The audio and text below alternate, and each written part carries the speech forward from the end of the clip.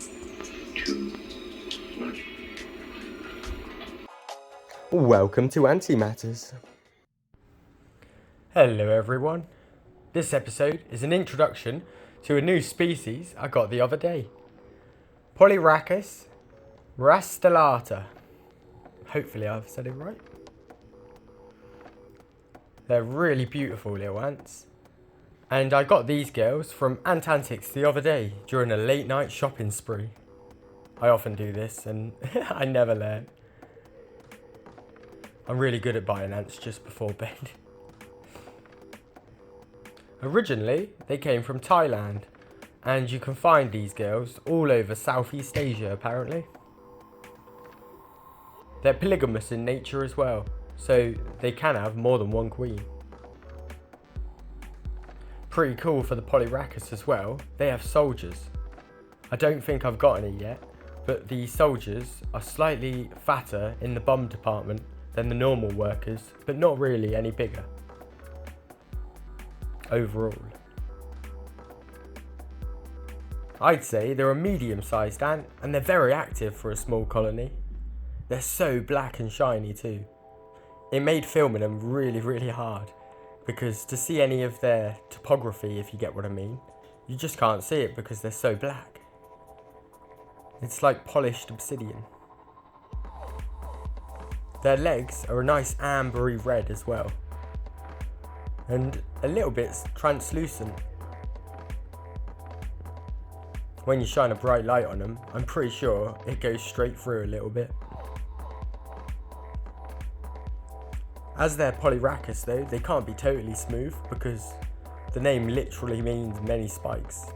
So they have a little bundle of spikes on their petiole, and those were the only ones I could find on their whole body, to be honest.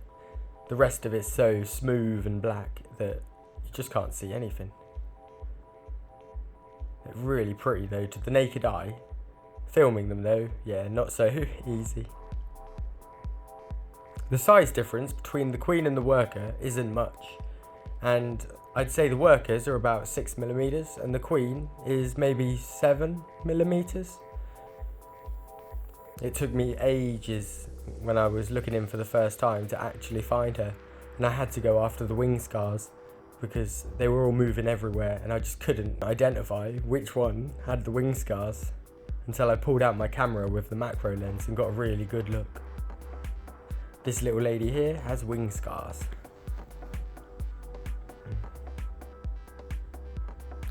So when I got them, they came in a test tube, and I think they'd kind of filled the test tube well, to be honest. It was pretty packed, so I've decided I'm going to give them a Saturn medium nest from Kushi. Remember, use code ANTIMATTERS at checkout for 10% off. But yeah, I think this will do them really well because one, they need quite a high temperature and I can give it to them. But if I use the Saturn, I can add a couple of tubes, and that way, if I put one at the top, it's a little bit cooler up there. So if I end up cooking them down the bottom, they'll move up to the top tube, and hopefully everything will be all right. My target temperature is about 27 Celsius.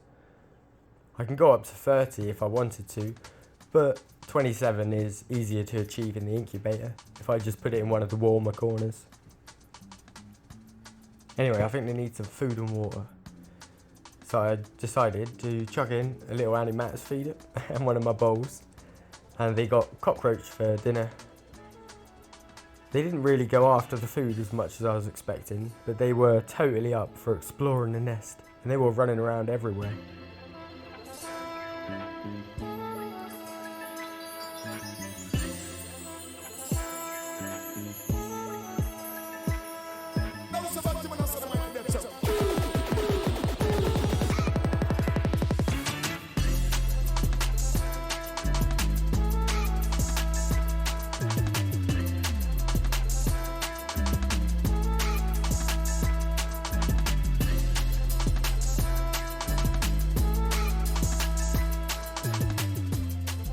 After I'd had a good look at them in the Saturn, I decided I'd put them away.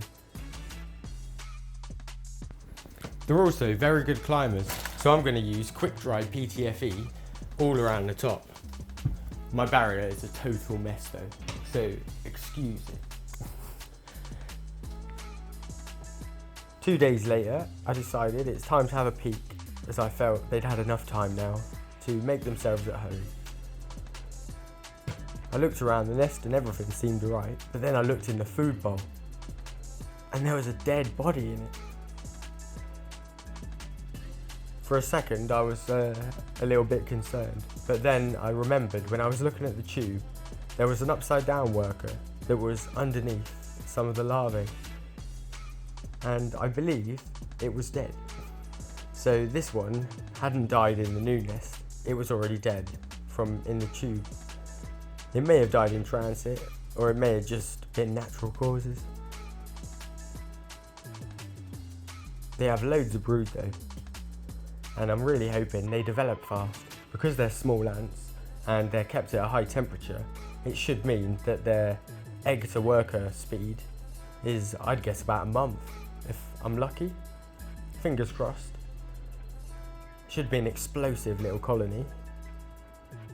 I am hoping that they have a little boom, to be honest.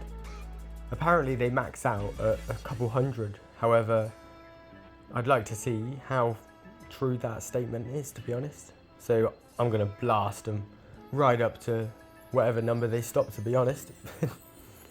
I'm also going to give them a leaf, because in nature they'll weave little nests inside of the leaves, a lot like the green weaver ants. I'm not even going to try and say their name, because yeah, it's well hard. But yeah, they'll weave themselves little nests inside of leaves, and I've got loads of leaves for the leaf cutters, and if I can find the right shaped one, I'll be sorted. As always, I'll keep you updated on these girls, and if anything big happens, I'll be sure to let you all know. Until next time, thanks for watching though. I hope you have a fabulous week and your ants live long and prosper. See you next time. Bye.